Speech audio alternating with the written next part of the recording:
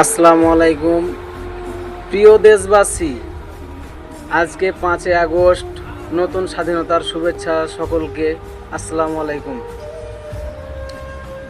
আজকে যখন 5 আগস্ট আমাদের সারা বাংলাদেশে স্বাধীনতা দিবস পালন হচ্ছে, সরকারি প্রতিষ্ঠানগুলোতে সরকারি ছুটি পালন করছে, ঠিক এরকম একটা সময় দেশের ক্লান্তি লগ্নে দেশ যখন জর্জরিত হয়ে আছে, ঠিক এরকম সময় কিছু মানুষ, বেশিরভাগ মানুষই আনন্দ করছে, তবে কিছু মানুষের ফাটছে।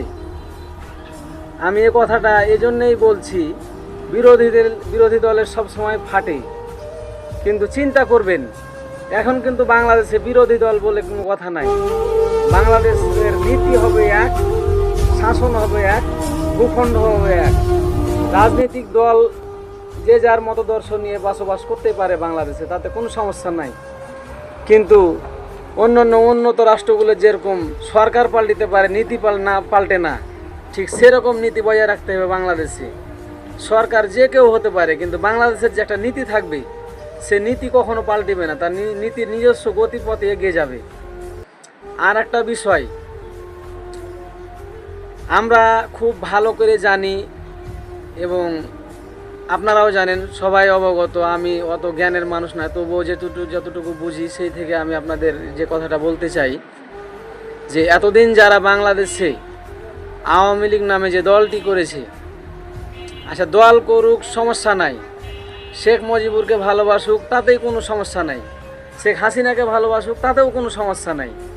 কিন্তু যখন বাংলাদেশে শেখ হাসিনা বাংলাদেশের প্রেসিডেন্ট ছিল, তখন তাদের নেতা কর্মীরা তারা কি জানতো না কি তাদের নেতা দুর্নীতি করছে, হাজার হাজার কোটি টাকা দেশের বাইরে পাচার করছে, তাদের সমস্ত সংস্থা, আইন প্রশাসন, বিচার বিভাগ সমস্ত দুর্নীতিগ্রস্ত হয়ে লুটে রাজ্যে পরিণত হয়েছে। তাদের ছাত্র নামের ছাত্রলীগ যারা তাদের প্রশ্রয় পেয়ে পেয়ে এমন একটা শিখরে পৌঁছে গেছিল যে তারা চাইলে সব কিছুই করতে পারতো। তারা চাইলে একটা মেয়েকে ইচ্ছে মতো তুলে নিয়ে এসে রেপ করতে পারত। আচ্ছা, এতগুলো অন্যায় অবিচার শুধুমাত্র কন্ট্রোল সিস্টেমের মাধ্যমে, কন্ট্রোল সিস্টেম বলতে একজন মালিকের মাধ্যমে কন্ট্রোল হবে। ফোন দিবে আর সব কিছু নাই হয়ে যাবে, ফোন দিলেই সব কিছু উধাও হয়ে যাবে, ধ্বংস হয়ে যাবে। এভাবেই তো দেশ চলছিল। তা আমার প্রশ্ন যেটা হলো, ওই ব্যক্তিগুলো কি সমাজ থেকে চলে গেছে? ওই ব্যক্তিগুলো এই সমাজ থেকে চলে যায়নি, ওই ব্যক্তিগুলো এই সমাজের মধ্যে আছে।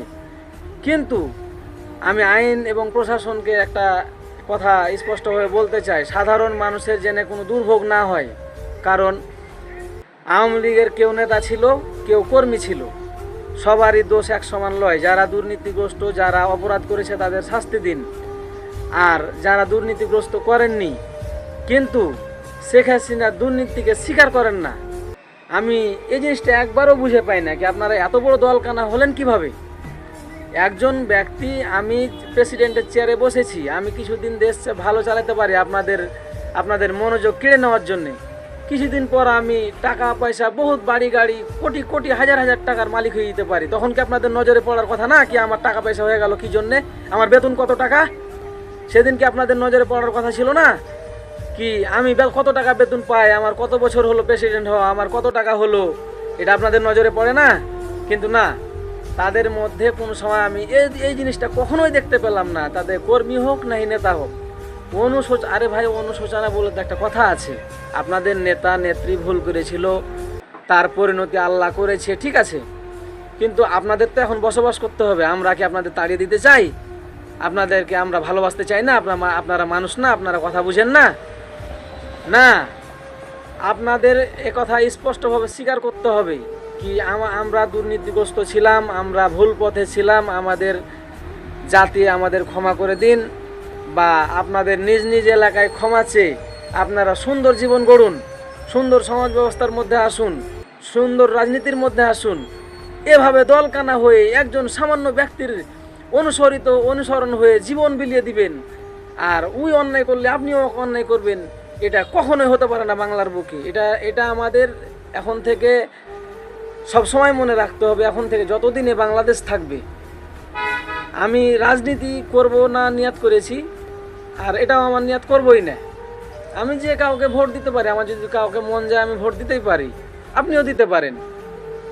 কিন্তু বিষয়টা হলো এটা কি, দলকানা হয়ে কাউকে রাজত্ব করতে দিয়ে রাজপ্রাসাদ সহ দিয়ে দিবেন, একটাও কথা বলবেন না, আবার ওই নেতাদের পাঁচাটা গোলামের মতো দিনরাত তাদের পিছে দৌড়াবেন, এরকম স্বভাব বাংলাদেশে আর গড়তে দেওয়া যাবে না। আর আইন এবং প্রশাসনকে স্পষ্টভাবে আরেকটা বার্তা দিতে চাই আমি, তিনারা যে ব্যবহারগুলো দেখাচ্ছেন, আইন প্রশাসন কিভাবে চালাতে হয়, কিভাবে চলে, কিভাবে শাসন ব্যবস্থা ক্লিয়ার করে, এটা কি আমাদের জানা নাই?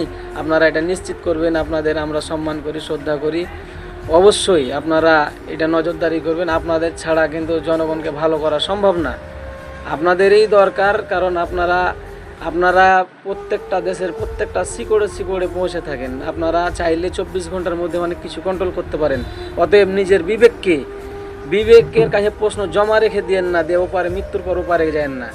খবর আছে কিন্তু, সেদিন কিন্তু আল্লাহ আপনাদের ছাড়বেন না। এ বললে আমার সংক্ষিপ্ত আলোচনা শেষ করছি। বাংলাদেশবাসীকে আবার নতুন করে স্বাধীনতার জিন্দাবাদ, 5ই আগস্টের জিন্দাবাদ এবং অন্যান্য স্বাধীনতা অর্জনকারী যারা শহীদের মাগফিরাত কামনা করে আমার সংক্ষিপ্ত বক্তব্য এখান থেকেই শেষ করছি।